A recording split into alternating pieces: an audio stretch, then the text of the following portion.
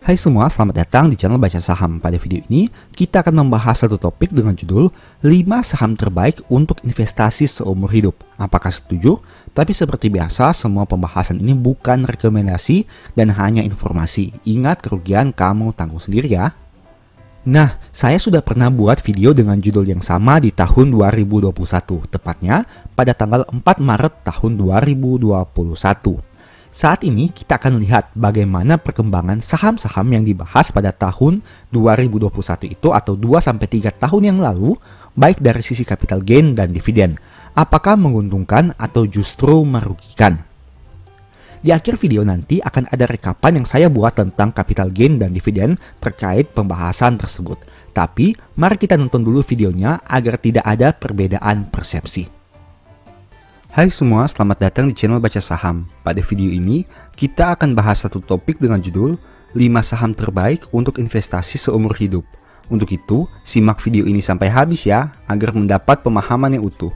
Apakah kamu pernah berpikir untuk membeli 1 atau 2 saham dengan tujuan untuk disimpan seumur hidup? Jika mempunyai konsep seperti itu, berarti kamu tidak akan panik jika terjadi penurunan harga maupun kenaikan harga secara signifikan.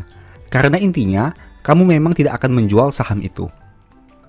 Untuk menerapkan metode ini, ada beberapa kriteria yang sebaiknya kamu perhatikan. 1. Perusahaannya mempunyai nama besar, menjadi market leader, dan konsumen tetap. 2.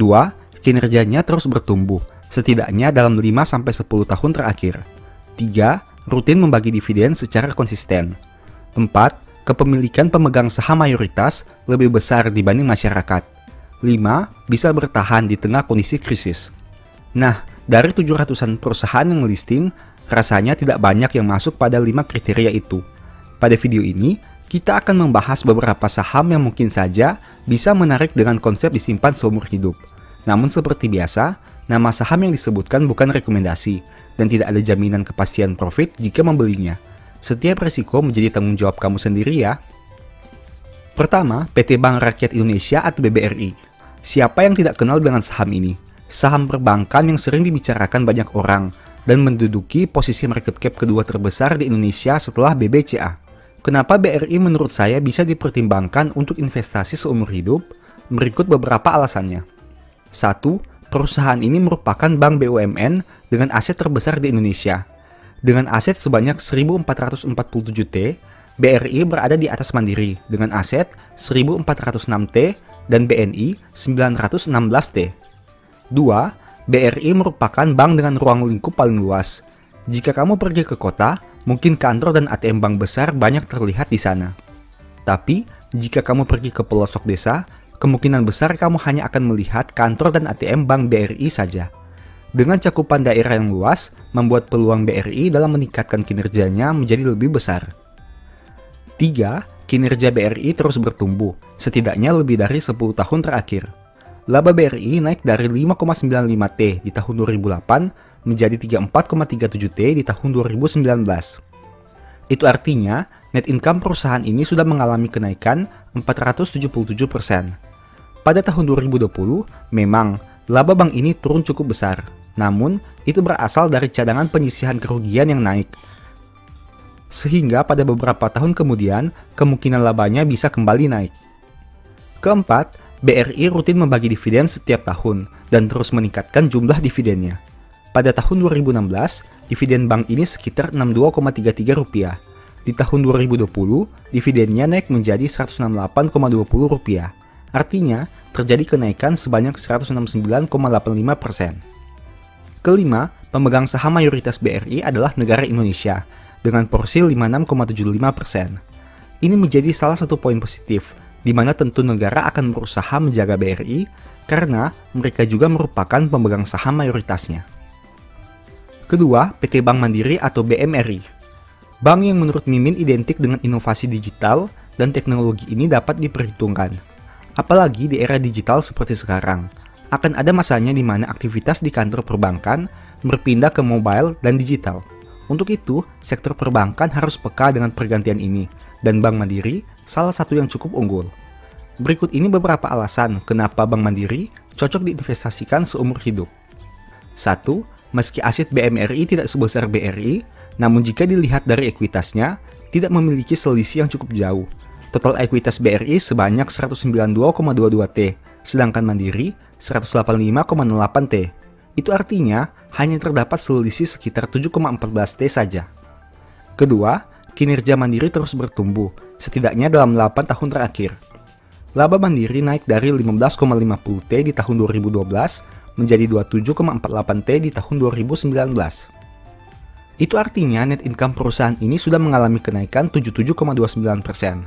Pada tahun 2020, memang laba bank ini turun cukup besar, namun itu berasal dari cadangan penyisihan kerugian yang naik, sehingga pada beberapa tahun kemudian, kemungkinan labanya bisa kembali naik. Keempat, Mandiri rutin membagi dividen setiap tahun dan terus meningkatkan jumlah dividennya. Pada tahun 2016, dividen bank ini sekitar Rp130,72. Di tahun 2020, dividennya naik menjadi Rp353,34.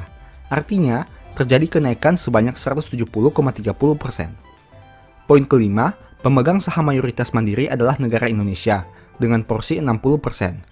Ini menjadi salah satu poin positif, di mana tentu negara akan berusaha menjaga Mandiri, karena mereka juga merupakan pemegang saham mayoritasnya. Saham ketiga, PT Telkom Indonesia atau TLKM. Telkom merupakan BUMN di industri telekomunikasi yang menjadi market leader di Indonesia.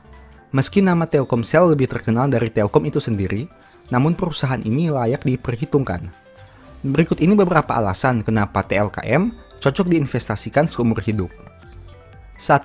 Telkom menjadi salah satu perusahaan non-bank yang mampu menghasilkan net income terbesar di Indonesia. Sampai triwulan 3 2020, net income Telkom mencapai 16,68 T. Angka tersebut bahkan jauh lebih tinggi dibanding net income BRI 14,12 T dan Mandiri 14,03 T. 2. Kinerja Telkom terus bertumbuh, setidaknya lebih dari 10 tahun terakhir. Laba Telkom naik dari 10,61 T di tahun 2008 menjadi 18,66 T di tahun 2019. Itu artinya net income perusahaan ini sudah mengalami kenaikan 75,87%. Pada tahun 2020, di mana banyak perusahaan yang labanya terjun bebas, perusahaan ini justru mengalami peningkatan laba. Nah, apakah poin ini menjadi salah satu nilai tambah? Ketiga, Telkom rutin membagi dividen setiap tahun dan terus meningkatkan jumlah dividennya. Pada tahun 2016, dividen perusahaan ini sekitar Rp114. Di tahun 2020, dividennya naik menjadi Rp154,06. Artinya, terjadi kenaikan sebanyak 35,14%. Keempat, pemegang saham mayoritas Telkom adalah negara Indonesia dengan porsi 52,09%. Ini menjadi salah satu poin positif, di mana tentu negara akan berusaha menjaga Telkom karena mereka juga merupakan pemegang saham mayoritasnya. Saham keempat, PT Astra International atau ASII. Grup Astra merupakan salah satu perusahaan bergengsi di Indonesia yang sudah melewati banyak kondisi ekonomi dan berbagai tantangan. Berikut ini beberapa alasan kenapa ASI cocok diinvestasikan seumur hidup. 1. Selama Indonesia masih menggunakan kendaraan, rasanya perusahaan Astra akan terus berdiri. Kenapa? Perusahaan ini merupakan market leader yang memimpin industri otomotif di Indonesia. Selain itu, anak usaha PT Astra International juga menjadi market leader di beberapa industrinya. Sebut saja PT United Tractor atau UNTR yang punya nama di industri pertambangan. Poin kedua, kinerja Astra terus bertumbuh setidaknya lebih dari 10 tahun terakhir. Laba Astra naik dari 9,19 T di tahun 2008 menjadi 21,70 T di tahun 2019. Itu artinya net income perusahaan ini mengalami kenaikan 136,12%. Pada tahun 2020, laba ASI memang terjadi kenaikan, namun lebih dikarenakan penjualan Bank Permata. Untuk itu, mari kita lihat kinerjanya di tahun 2021 untuk membuktikan bahwa Astra masih layak untuk disimpan seumur hidup. Ketiga, Astra rutin membagi dividen setiap tahun dan terus meningkatkan jumlah dividennya. Pada tahun 2016, dividen perusahaan ini sekitar Rp168. Di tahun 2020, dividennya naik menjadi Rp184. Artinya, terjadi kenaikan sebanyak 9,52%. Keempat, pemegang saham mayoritas Astra adalah Jardine Cycle dengan porsi 50,11%. Itu artinya, porsi di masyarakat adalah 49,89%. Di sini memang kita bisa melihat porsi di masyarakat masih lebih kecil, Namun, saya juga tidak memungkiri bahwa komposisi pemegang saham mayoritasnya berkurang, dan hal itu tidak terlalu baik, khususnya bagi saya pribadi. Saham kelima, PT Kalbe Farma atau KLBF. Kalbe Farma merupakan perusahaan farmasi yang menjadi market leader di Indonesia.